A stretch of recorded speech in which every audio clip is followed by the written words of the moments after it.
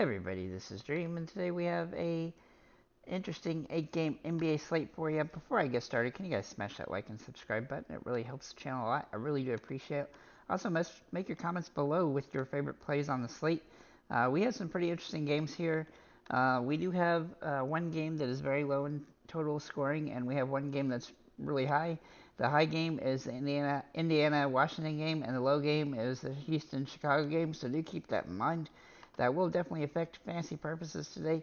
I'm also going to point out that the last two games of the night that are at 10 o'clock are not on this slate, so keep that in mind as well. That's interesting that DraftKings has been doing that a lot lately. With that said, let's get into this injury report, as we do have quite a few questionable tags and guys that are out.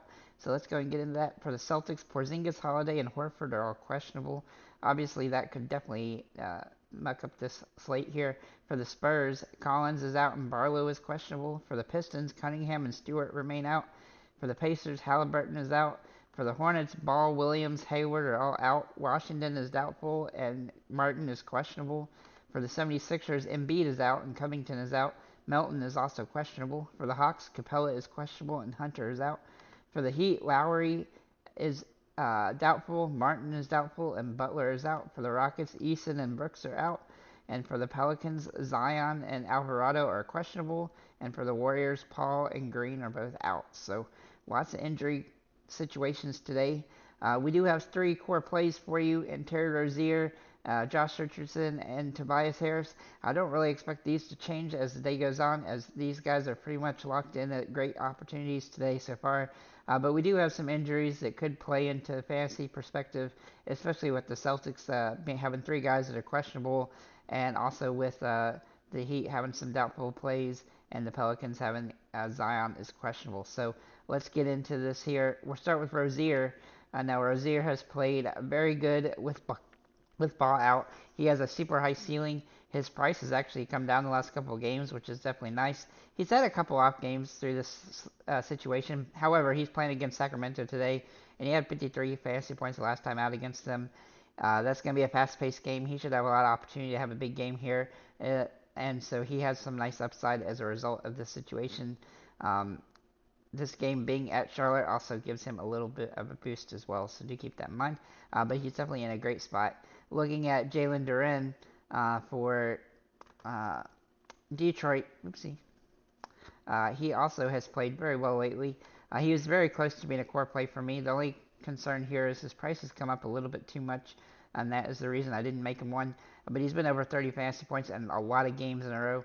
I do like his potential here. He has some really good upside, especially with Stewart out. He's played very well. He's a great option on the slate, and this is a pretty good matchup for him as well against the Spurs, who are missing most of their big guys. Looking at Josh Richardson for Miami, he should draw the start today, and assuming Lowry is out.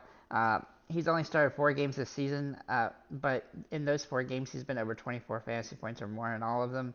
And they weren't very good matchups either, so he definitely has some potential here. His floor is actually pretty high for this game, even if he doesn't draw the start. But I do think he will draw the start today with the injury situation, so he should be a good option here and a great matchup to boot. So then we'll look at Tyrese Maxey for Philly. Now he's a contrarian play off of Rozier if you want to do that. He's going to have a usage boost with Embiid out. He's been a little bit inconsistent fantasy-wise lately, but he definitely has that potential, and he should have some assist number boost today as a result of the injury to Embiid, or whatever reason Embiid is sitting out. It looks like it's swelling in his knee, but he should have plenty of opportunity to have a big game here. This is a good matchup here against Atlanta as well, and it has a pretty high-scoring game for this slate, so I expect him to have a solid outing. Though he's very close to being a core play, Terry Rozier being too cheap kind of eclipsed him, so he's a contrarian play off of Rozier. Looking at Tobias Harris, Harris has played absolutely phenomenal when Embiid has been out this season. I expect that to continue here. His price is actually pretty solid for this game. He's a great play and a core play for me. I expect Philly to play pretty good in this game regardless, and I expect him to have a big upside, especially if Melton ends up getting ruled out later as well. Looking at other options that we have on the slate, we have Miles Turner. Now, he is squarely a GPP play because he's been very boom or bust, but he definitely has that potential today against the Wizards, who have been absolutely atrocious against bigs. Though he has been inconsistent this season, even against them. As you can see, they rank 30th against big guys in scoring and just overall defense and in general against centers. But again, he definitely is streaky. He's had some ups and downs throughout the year, though he does have that high ceiling. His floor is very low, so he is a concern from that perspective. Looking at Shea Alexander, I don't typically look at players who are playing against Miami, as Miami tends to be one of the slowest teams on the NBA. But this matchup is interesting, and with Oklahoma City, Shea Alexander is just one of the best players in the NBA right now. He's been absolutely unstoppable lately, and it doesn't seem like matchups even matter that much to him. As if you can look and you can see he's playing 30 to 35 minutes a game, and he's getting over 50 fantasy points on most games. Uh, yeah, the matchup is not perfect, and it is a away game, but I expect him to have a good opportunity to have a big game again. I don't necessarily think he's going to get over 60 fantasy points, but I think he can get over 50, and that is what he needs to pay off here. But, he definitely carries some risk at the matchup.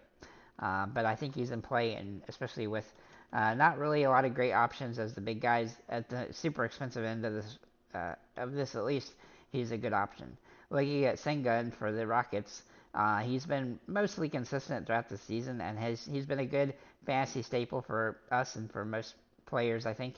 I look for him to have another solid outing here against Chicago. Even though Chicago is back to mostly being at full strength, he should have a lot of opportunity to have a pretty good game here.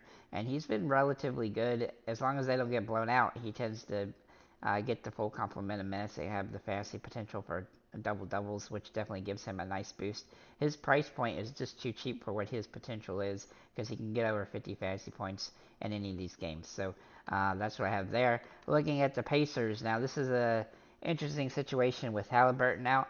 Obviously, I did talk about Miles Turner, but McConnell, Mathurian, Hield, Brown, and Nembhard, and Nesmith, and Smith all have some upside. Even Isaiah Jackson does as well.